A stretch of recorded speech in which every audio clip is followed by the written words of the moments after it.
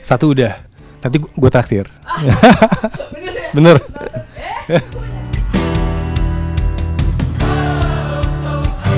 Nah, gimana caranya kalau gue ngerasa investasi itu penting untuk semua orang, karena masa tuanya ini bisa dijaga seperti apa, gimana.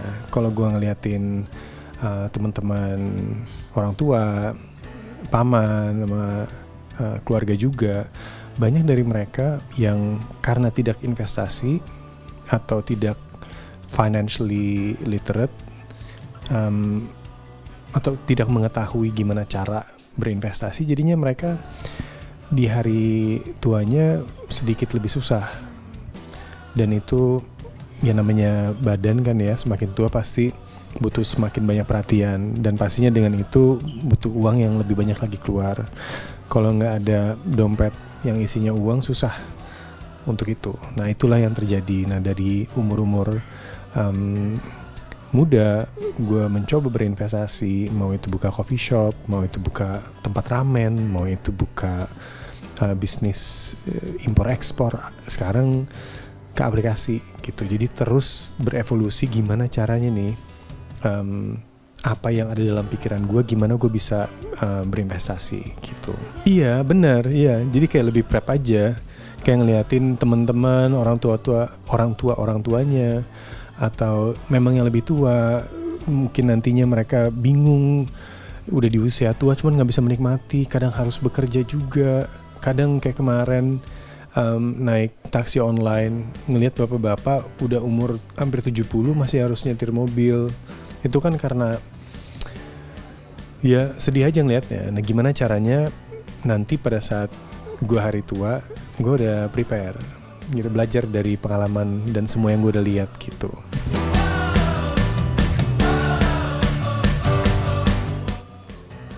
Kalau otot mau berkembang harus sakit dulu ototnya, harus digerakkan sekuat mungkin, ngangkat berat yang kita nggak biasa, supaya kedepannya kita bisa ngangkat lebih berat lagi. Dengan otot itu dia semakin kuat, awalnya pasti sakit banget. Nah, mungkin investasi seperti itu kali ya. Jadi pada saat kita invest, kita percaya hasilnya nanti akan seperti apa, kan belum kelihatan. Yang kita rasakan mungkin kita dirugikan lah, kita harus belajar dikecewakan, banyak banget. Dan itu udah gue alamin semua, dan pasti masih akan mengalami ke depannya. Cuman gue gak akan pernah menyalahkan orang misalkan berbuat tidak baik sama gue di bisnis ya.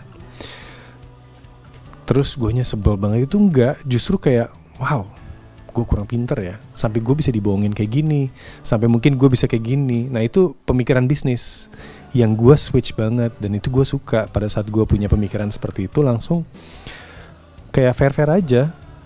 Kalau memang dia bukan orang baik ya jangan berbisnis ya, oke, nggak apa-apa. Udah kena kan, saya oke, udah kena, oke.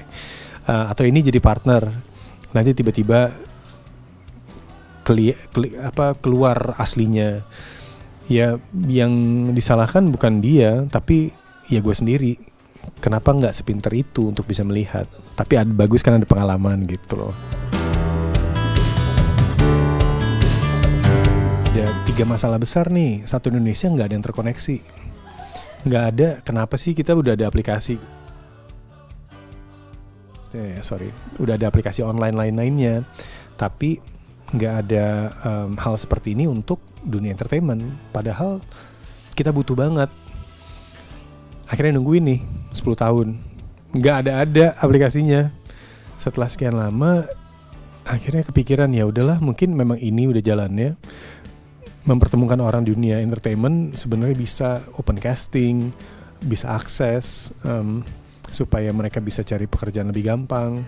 Dan karena dari pengalaman gue sendiri juga pernah 4 bulan gak ada kerjaan, tapi di bulan kelima beneran ini zaman dulu ya, kayak bisa lebih ya, mungkin ya lebih dari 10 tahun nggak ada callingan, karena mereka semua nyari gue ternyata, cuman nggak punya akses ke gue. Jadi di bulan kelima udah punya akses, ditawarin semuanya seabrek langsung di bulan kelima, yang akhirnya gue nggak bisa ngambil, gue cuma bisa ngambil 1.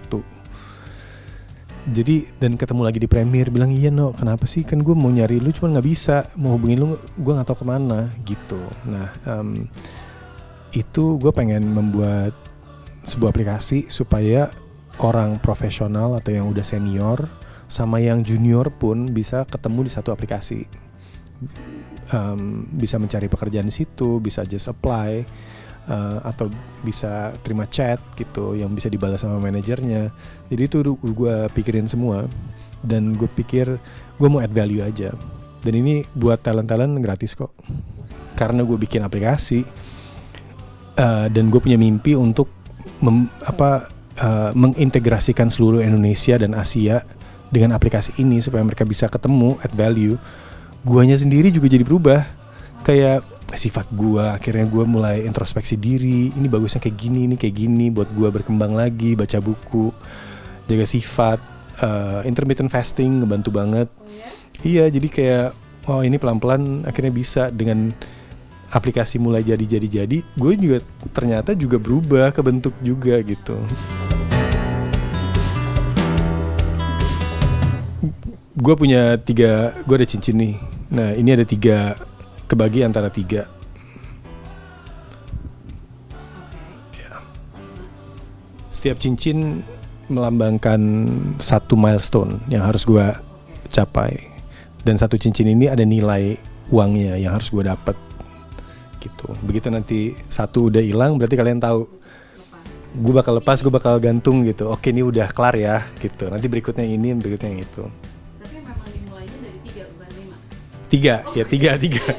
Yang ini aja, yang ini aja udah lumayan lah. Maksudnya kayak sampai financial freedom yang pengen gue capai itu 3-3-nya lepas. Dan gue rasa 3 lepas itu dalam nggak nyampe 10 tahun deh.